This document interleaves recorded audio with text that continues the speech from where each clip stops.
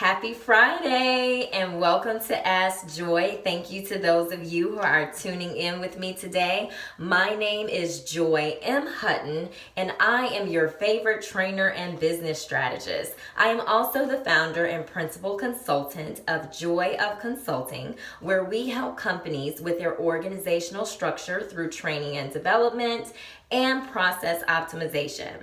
So you're here for hashtag Ask Joy. Well, what is that, you may ask? This series is for people to have an opportunity to ask their most pressing business questions. And if you do have a question, you can send it to me at hello@joyofconsulting.com, or you can inbox me on any of the social media platforms. Okay. So let's get to it. Last week we had a bonus question and we have one today as well. So the question of today is, Joy, what do you think about business cards? What are your thoughts on business cards? And why didn't you give me yours? Okay, these questions are getting really personal. People, I need you to get out of your feelings. Okay, one, I might not have had any business cards to give you. Or two, I might not have wanted to give you my business card. So, obviously you were able to find me, right? Okay, great. So, sometimes I just don't like giving everyone my business card because it's a waste of a premium piece of paper. Good business cards are not cheap, okay? And I'm not just gonna hand them out to everybody. If I know the person is more than likely not going to contact me, or connect with me on social networking and likely to do business with me, then I'm probably not going to exchange business cards with them. It's just a waste. Also, it's not just about putting my business card in everyone's hand, nor do I want everyone else's business card. It's not a popularity contest. So, gone are the days of collecting stacks of cards of people who I either do not remember or I know I am not going to call after we have had a meaningless conversation. Are you with me? Because come on, everybody's contact information can be found on social media or on their website. There are ways to find them if you really want to connect with them. So use your best judgment when deciding who to give your business card to. If people really want to get in touch with you, like I said, they can find you. LinkedIn now has QR codes that you can scan, so you don't really need my business card. So please don't get offended if I don't give you my business card. Consider it me doing you a favor. All right, so let's get to the real question, and this is a good segue into the real question actually. So Charlotte in Detroit asks, how do I maximize networking as an entrepreneur? Great question, Charlotte, because anyone who knows me knows I am an introvert and I absolutely hate networking, but it is absolutely necessary when you are a business owner or even trying to find a new job. So my philosophy is only going to networking events that have food or wine, so I have a healthy distraction. But that's my philosophy. Don't let me lead you down the path of destruction. But seriously, someone once told me, you do not have a business if no one knows who you are. So networking is necessary, unfortunately. But here are some tips to maximize networking as an entrepreneur or professional. Okay, number one, be present and intentional. Don't be an introvert like me, get dressed, drive through traffic, and stand in a corner with a glass of wine and eat fancy hors d'oeuvres. There's no point of being there. I'm a work in progress, you all, so please bear with me. But networking as an introvert is a whole separate topic. You really have to prepare your mind for going to networking events. Again, be present and be intentional about what your purpose is at a particular networking event. Are you there to meet a specific person?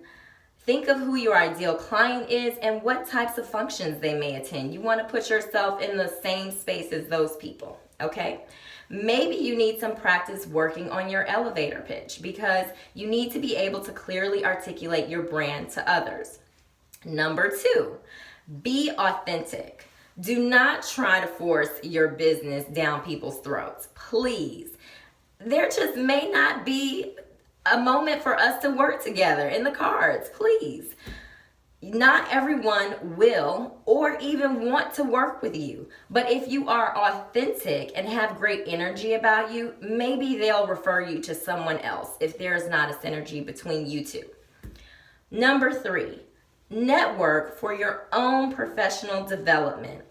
Sometimes it is not about finding your next client at a networking event, but learning how your competitors are moving and shaking.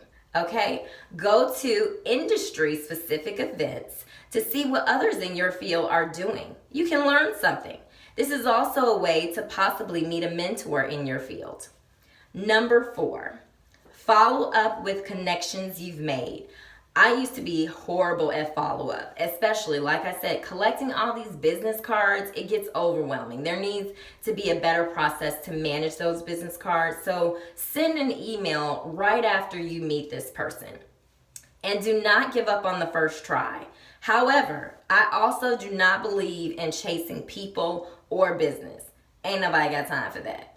Okay? So after the second time of following up, I'm done. Some people say 3, but like I said, ain't nobody got time for that.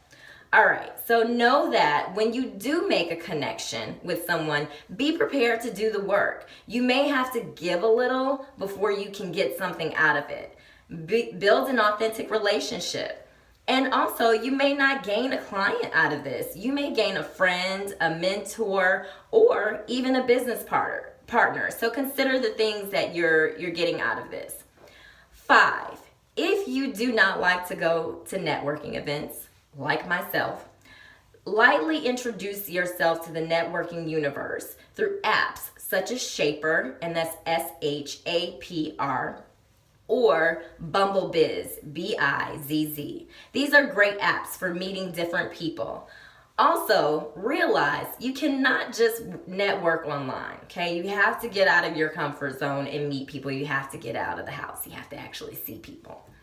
And there are other types of functions you can go to that may present networking opportunities, but they're not called networking events, okay? So sometimes it's a workshop, a professional organization meeting, a social outing with like-minded professionals, a conference. So there are different things that you can do.